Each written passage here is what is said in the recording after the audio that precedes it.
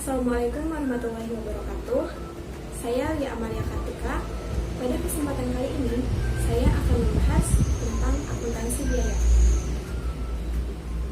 Ada dua topik yang akan saya bahas. Yang pertama, tujuan dan ruang lingkup akuntansi biaya, dan yang kedua, konsep biaya dan laporan keuangan. Langsung saja kita masuk kepada pembahasan pertama, yaitu tujuan dan ruang lingkup akuntansi biaya. Nah, apa sih akuntansi biaya? Akuntansi biaya adalah bagian dari akuntansi manajemen, di mana merupakan salah satu dari bidang khusus akuntansi yang menekankan pada penentuan dan pengendalian biaya. Dalam pengelolaan perusahaan, akuntansi biaya ini merupakan bagian penting dari ilmu akuntansi dan telah berkembang menjadi tools of management yang berfungsi menyediakan informasi biaya bagi kepentingan manajemen agar dapat menjalankan fungsinya dengan baik. Kemudian, tujuan akuntansi biaya. Ada 4 tujuan. Yang pertama, penentuan harga pokok produksi. Biaya-biaya dihimpun menurut pekerjaan atau jobs, bagian-bagian atau departemen, atau dirinci menurut pusat-pusat biaya, produk-produk, dan jasa-jasa. Kedua, perencanaan biaya. Perencanaan merupakan suatu usaha untuk merumuskan suatu tujuan dan menyusun program operasional yang lengkap dalam rangka mencapai tujuan. Yang ketiga, pengendalian biaya. Pengendalian merupakan usaha manajemen untuk mencapai tujuan yang telah ditetapkan dengan melakukan perbandingan secara terus-menerus antara pelaksanaan dengan rencana. Keempat, dasar pengambilan keputusan khusus. Ada beberapa, yaitu membuat produk baru, menghentikan dan meneruskan suatu produk tertentu, menerima atau menolak pesanan tertentu, membeli atau membuat sendiri, dan menjual langsung atau memproses lebih lanjut. Secara garis besar, akuntansi dibagi menjadi dua, yaitu akuntansi keuangan dan akuntansi manajemen. Pada akuntansi keuangan, lebih berfokus kepada pihak-pihak eksternal, sedangkan untuk akuntansi manajemen, fokusnya ini lebih kepada pihak internal.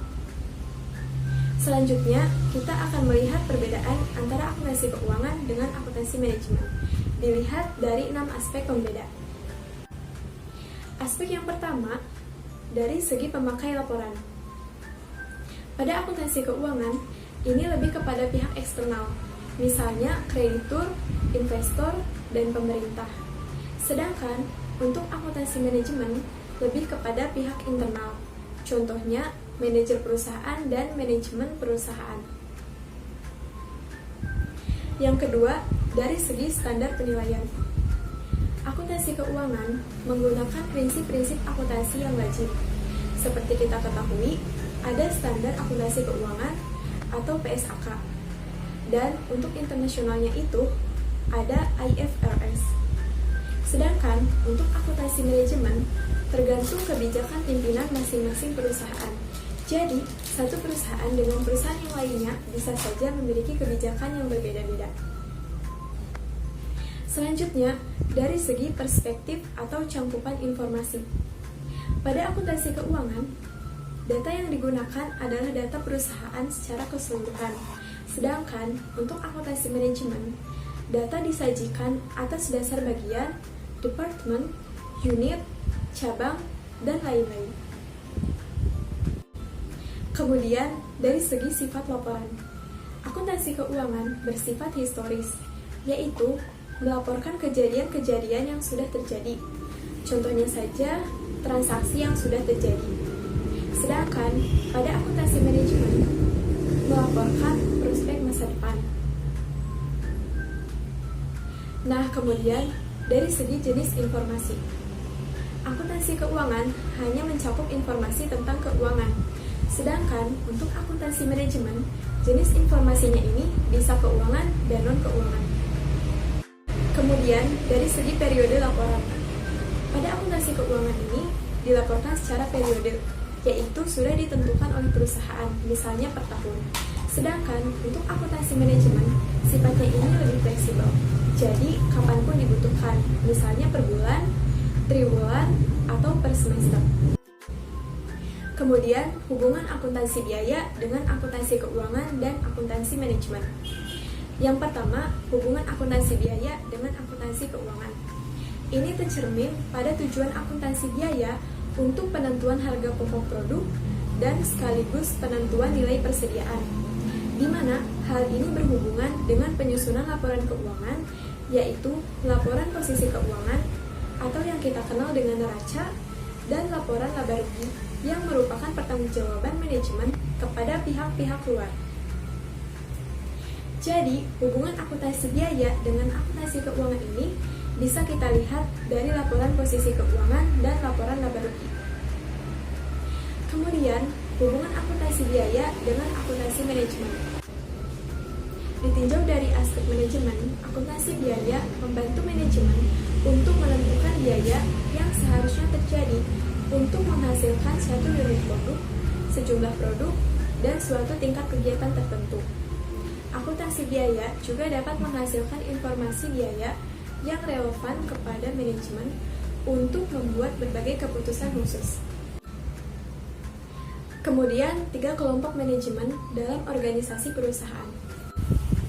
Yang pertama, kelompok manajemen puncak atau The Executive Management Group, yang terdiri atas direktur utama, wakil direktur utama, dan pimpinan kecil lainnya yang bertanggung jawab atas berbagai fungsi pemasaran, pembelian, produksi, keuangan, dan akuntansi. Kemudian, kelompok manajemen menengah atau The Middle Management Group, yang terdiri atas para manajer divisi, para manajer cabang, dan kepala-kepala bagian atau department head. Yang ketiga, kelompok manajemen bawah atau operasi atau yang disebut dengan The Operating Management Group, yaitu terdiri atas kepala-kepala unit dan para penyelia atau supervisor. Nah, selanjutnya, line and staff function. Fungsi lini merupakan rantai dari arus perintah dalam suatu hubungan langsung secara vertikal yang mengalir dari direktur utama turun ke bawah melalui organisasi. Fungsi lini membuat keputusan dan melaksanakan penyeliaan. Kemudian, fungsi staf memberikan dukungan atau nasihat kepada orang-orang yang ada di fungsi lini, bukan memberikan perintah kepada pihak lain. Jadi, untuk fungsi staf ini lebih kepada memberikan dukungan ataupun nasihat. Kemudian, kita lihat bagian organisasi lini perusahaan. Bisa dilihat yang paling atas adalah Rapat Umum Pemegang Saham atau RUPS. Kemudian di bawahnya Dewan Komisaris dan di bawahnya lagi Direktur Utama. Nah, bagian-bagian ini dipisahkan oleh garis vertikal yang disebut dengan garis perintah. Jadi contohnya, Dewan Komisaris mengawasi pelaksanaan operasional yang dilakukan oleh Direktur Utama. Nah, untuk Direktur Utama membawahi Direktur Pemasaran, Direktur Teknik, Direktur Produksi, Direktur Umum, dan Direktur Keuangan. Untuk Direktur Keuangan sendiri, ada bendahara dan controller. Selanjutnya, kita lihat bagian organisasi fungsi perusahaan. Dari tadi controller, atau controller ini disebut juga sebagai akuntan internal yang membawahi akuntansi biaya, analisis keuangan dan studi khusus, audit internal, akuntansi keuangan, sistem dan prosedur, serta pajak. Kemudian, peran controller dalam perencanaan dan pengendalian. Controller adalah seorang manajer kunci yang bertanggung jawab atas fungsi akuntansi suatu perusahaan. Peran controller tidak terbatas pada fungsi pencatatan dan pelaporan saja, tetapi meliputi aspek-aspek manajemen yang luas dari fungsi akuntansi, yaitu berperan dalam membantu manajemen dalam tahap perencanaan dan pengendalian untuk mencapai tujuan perusahaan, serta tanggung jawab dan kegiatan fungsional utama. Pembahasan topik pertama selesai, kemudian kita masuk kepada topik kedua, yaitu konsep biaya dan laporan keuangan. konsep biaya, beban, dan kerugian. Biaya atau cost adalah pengeluaran-pengeluaran atau nilai pengorbanan untuk memperoleh barang atau jasa yang berguna untuk masa yang akan datang atau yang akan mempunyai manfaat melebihi satu periode akuntansi. Biaya ini bisa kita lihat pada laporan neraca atau laporan posisi keuangan di kolom aset. Jadi contohnya, perusahaan membeli gedung. Nah, gedung ini akan masuk kepada kelompok aset. Selanjutnya, beban atau expense merupakan biaya yang telah memberikan suatu manfaat dan termasuk pula penurunan dalam aset atau kenaikan dalam liabilitas sehubungan dengan penyerahan barang dan jasa dalam rangka memperoleh pendapatan serta pengeluaran-pengeluaran yang hanya memberi manfaat untuk tahun buku yang berjalan. Beban ini bisa disebut dengan expired cost atau biaya yang sudah dirasakan manfaatnya. Misalnya, ketika tadi perusahaan membeli sebuah gedung, nah, akan terjadi penyusutan atau depresiasi. Nah, beban penyusutan atau beban depresiasi ini merupakan contoh dari beban.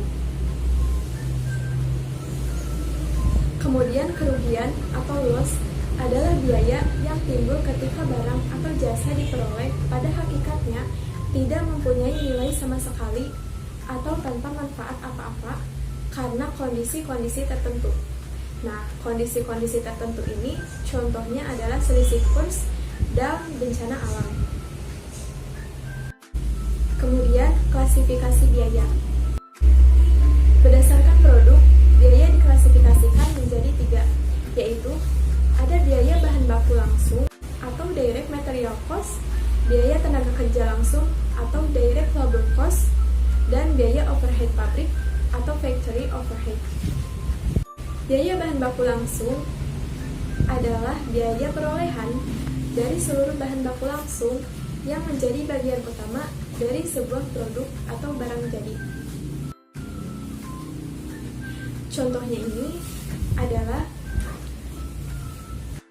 dalam membuat sebuah bangku, biaya bahan baku langsungnya ini adalah kayu. Kemudian biaya tenaga kerja langsung. Ini merupakan gaji atau upah tenaga kerja yang terlibat langsung dalam proses produksi. Kemudian biaya overhead pabrik. Biaya ini adalah biaya yang tidak termasuk kepada biaya bahan baku langsung dan biaya tenaga kerja langsung. Contohnya adalah biaya bahan baku tidak langsung, biaya asuransi, biaya peralatan pabrik, biaya penyusutan peralatan pabrik, dan biaya pemeliharaan. Kemudian, ada yang disebut dengan biaya utama atau prime cost. Biaya ini didapatkan dari penjumlahan antara biaya bahan baku langsung dengan biaya tenaga kerja langsung. Kemudian, ada yang disebut dengan biaya konversi atau conversion cost. Conversion cost adalah biaya yang didapat dari penjumlahan biaya tenaga kerja langsung dan biaya overhead pabrik.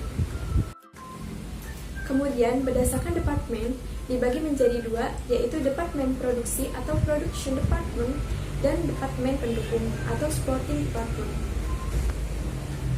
Departemen produksi adalah unit dalam perusahaan manufaktur yang memproduksi barang atau jasa. Nah, sedangkan departemen pendukung adalah departemen yang memberikan jasanya secara langsung kepada departemen lain. Contohnya, departemen pemeliharaan, kafetaria, dan SDM. Berdasarkan perilakunya, biaya dibagi menjadi 3, yaitu biaya variabel atau variable cost, biaya tetap atau fixed cost, dan biaya semi variabel atau semi variable cost. Biaya variabel adalah biaya yang nilai totalnya berubah-ubah mengikuti jumlah produksi dan penjualan. Contohnya, biaya bahan baku langsung, biaya tenaga kerja langsung, dan biaya penjualan. Kemudian, biaya tetap, yaitu biaya yang nilai totalnya tidak berubah-ubah mengikuti jumlah produksi dan penjualan. Contohnya, beban penyusutan dan beban sewa bangunan. Kemudian, biaya semi variabel. Biaya ini memiliki unsur biaya tetap dan biaya variabel. Contohnya, biaya listrik, dan biaya telepon. Kemudian, berdasarkan periode akuntansi, biaya dibagi menjadi dua, yaitu biaya produk atau produk cost dan biaya periode atau periode cost. Biaya produk ini contohnya biaya bahan baku langsung, biaya tenaga kerja langsung, dan biaya overhead pabrik. Kemudian, biaya periode. Biaya periode ini tidak berkaitan dengan persediaan atau produk, tetapi berhubungan dengan periode akuntansi. Biaya ini dibagi menjadi dua, yaitu pengeluaran pendapatan atau revenue expenditure dan belanja modal atau capital expenditure.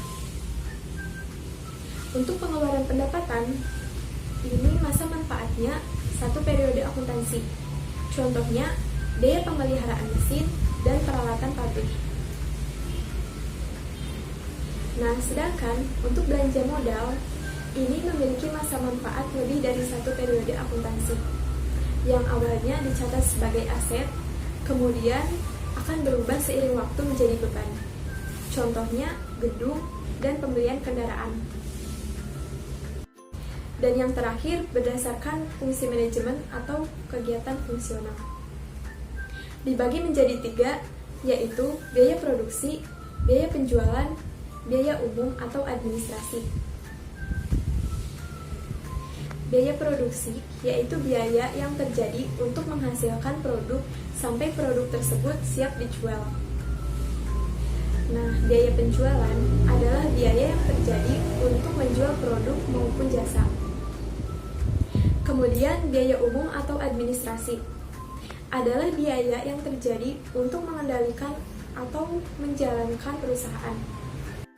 Kemudian, siklus akuntansi biaya. Pada dasarnya, siklus akuntansi biaya ini tidak berbeda dengan apa yang telah dipelajari dalam akuntansi keuangan, yaitu dari mulai menganalisis bukti transaksi, membuat jurnal umum atau jurnal khusus, membuat buku besar, neraca saldo, jurnal penyesuaian, neraca saldo setelah penyesuaian, kemudian membuat neraca lajur, laporan keuangan, setelah itu jurnal penutup, dan jurnal pembalik. Tetapi, dalam akuntansi biaya ini lebih rinci dalam menyajikan persediaan, yaitu persediaan dikelompokkan menjadi tiga, yaitu persediaan bahan baku, persediaan barang dalam proses, dan persediaan barang jadi. Nah, apa sih yang membedakan ketiganya? Untuk persediaan bahan baku, persediaan ini adalah barang yang belum diolah dalam proses produksi. Sedangkan, untuk persediaan barang dalam proses, adalah barang yang saat pelaporan masih dalam proses produksi.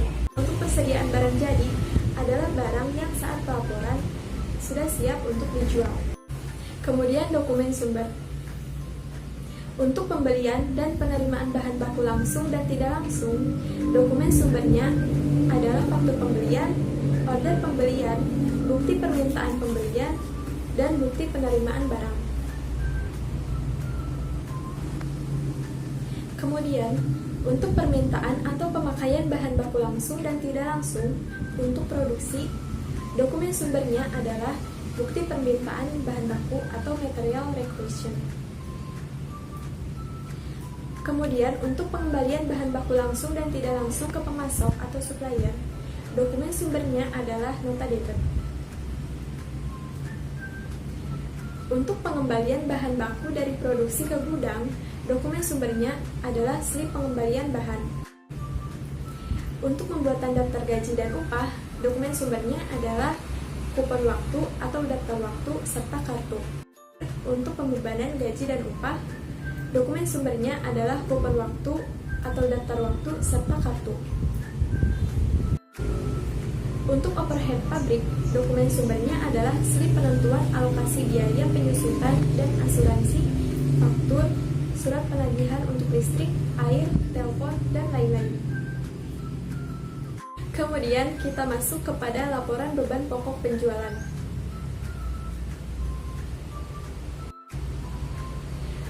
Langkah-langkah dalam menghitung laporan beban pokok penjualan yaitu: yang pertama, menghitung biaya pemakaian bahan baku langsung. Cara menghitungnya adalah persediaan bahan baku awal ditambah dengan pembelian bahan baku, yaitu hasilnya adalah bahan baku yang tersedia untuk dipakai. Kemudian dikurangi bahan baku tidak langsung yang dipakai dan persediaan bahan baku akhir. Didapatlah hasilnya biaya bahan baku langsung. Yang kedua, menghitung total biaya produksi, yaitu biaya bahan baku langsung ditambah biaya tenaga kerja langsung, kemudian biaya overhead pabrik, dan didapatlah total biaya produksi. Yang ketiga, menghitung harga pokok produksi. Harga pokok produksi ini didapat dari total biaya produksi ditambah dengan persediaan barang dalam proses pada awal, kemudian dikurangi dengan persediaan barang dalam proses pada akhir bulan. Didapatlah harga pokok produksi. Dan yang terakhir, menghitung beban pokok penjualan. Ini didapat dengan harga pokok produksi ditambah persediaan barang jadi awal ditambah beban pokok barang jadi yang tersedia untuk dijual dan dikurangi dengan persediaan barang jadi akhir. Kemudian didapatlah beban pokok penjualan. Selanjutnya, laporan laba rugi. Pada laporan laba rugi ini, laba netonya didapat dari penjualan dikurangi beban pokok penjualan yang kemudian jadilah laba bruto. Laba bruto ini dikurangi dengan beban usaha, kemudian jadilah laba neto.